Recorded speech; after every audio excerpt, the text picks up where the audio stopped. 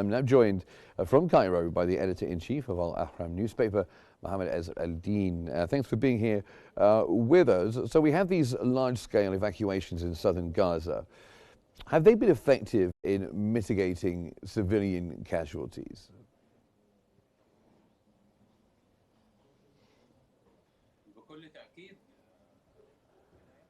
Definitely. First, thank you so much for having me on Qnews.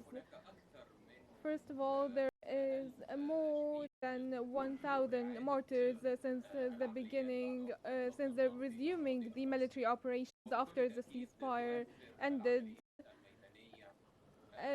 And these field operations in southern Gaza and in Rafah and in the Miraj corridor, also separating Khan Yunis from Rafah, is affecting the humanitarian life in the Gaza Strip. Unfortunately, around 90% of the infrastructure was targeted. In addition to that, the 6 weeks of no humanitarian aid access, targeting civilians and targeting medical staff, in addition to water and electricity stations, is a part of the military operations waged on unarmed civilians, which is affecting the life of Gaza Strip and especially in southern Gaza. Okay, and from your knowledge, what is the current state of humanitarian aid flow into Gaza?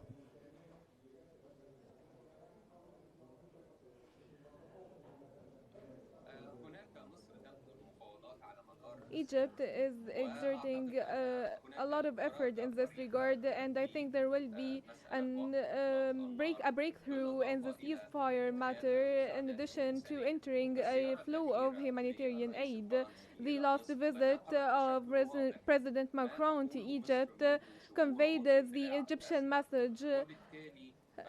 Since the start of this crisis, the world now feels the atrocities taking place in Gaza, especially the U.S. administration that is step by step taking back the support for the Israeli government.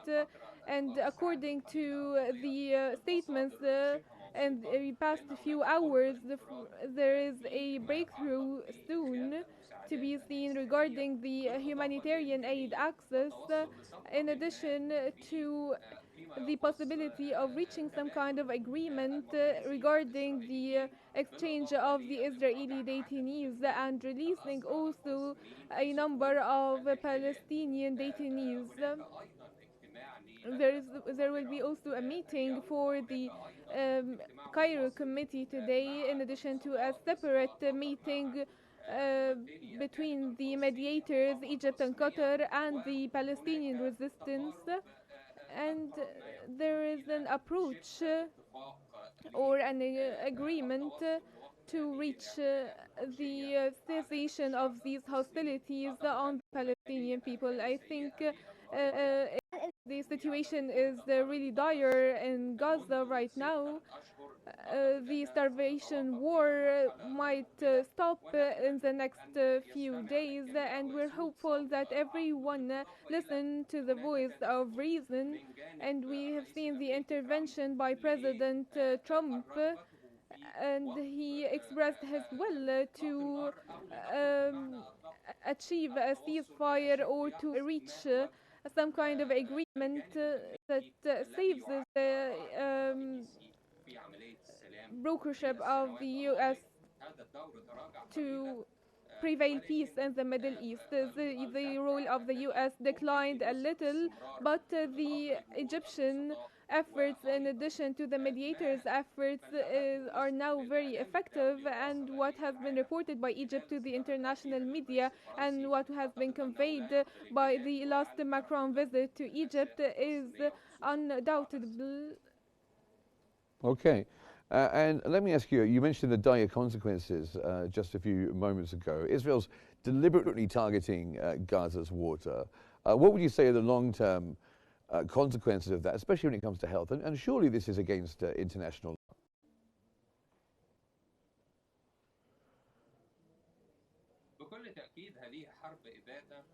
Of course, this is a genocide war, and a large portion of which is the starvation war, in addition to targeting the infrastructure facilities such as the electricity and water treatment stations, in addition to road networks, and also most residential buildings were demolished in the Gaza Strip, and therefore it is turning the strip uninhabitable. This genocide has to stop.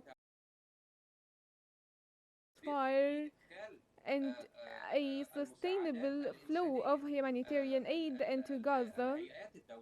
The international organizations and the United Nations say that it is impossible to live in the Gaza Strip right now due to the lack of food supplies and clean water.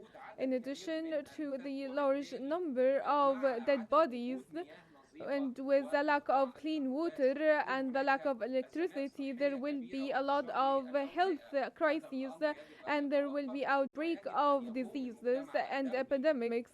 The international community has to bear its responsibility in this regard. In addition to the US administration, Egypt has been seeking through negotiations and talks with different parties to reach an agreement to stop the bloodshed in Gaza and in the occupied territories in general. Well, the UN has recently called for the unification of Gaza with the West Bank under the Palestinian Authority. How realistic is this?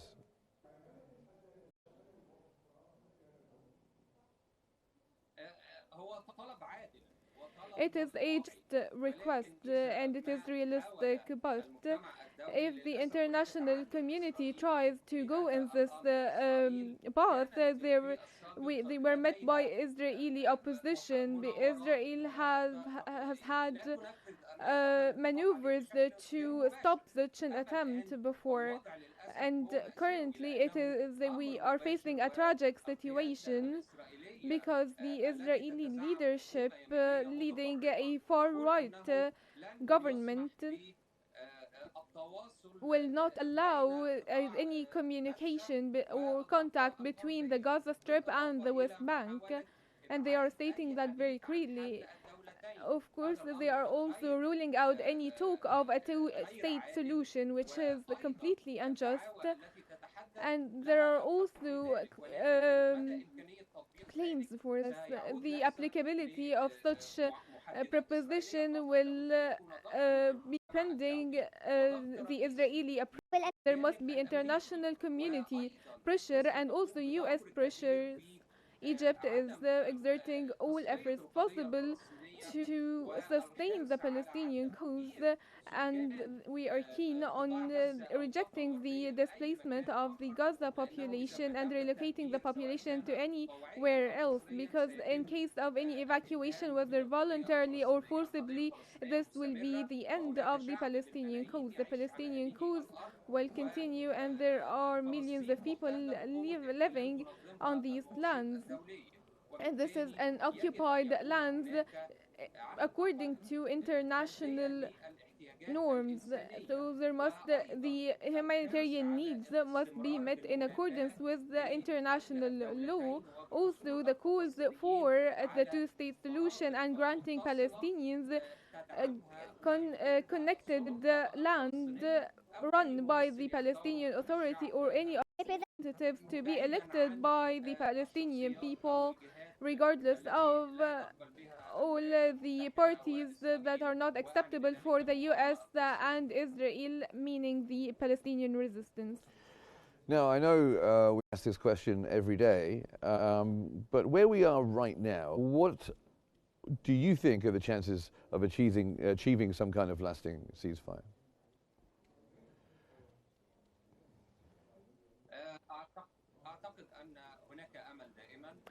I think that there is hope, and in a few hours we will see the results of the Egyptian efforts and the US pressure on the Israeli government. In addition to the intervention of the mediators, there is now some kind of awareness on an international level regarding the necessity of entering humanitarian aid.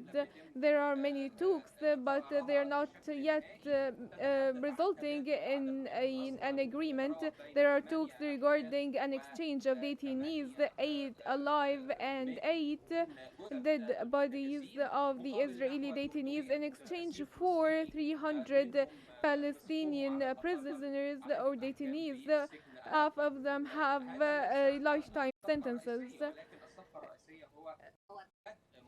The main attempt here or the main goal is to provide a sustainable flow of humanitarian aid plus the ceasefire for 2 months to 70 days and entering the second phase of the ceasefire agreement agreed upon during the past month.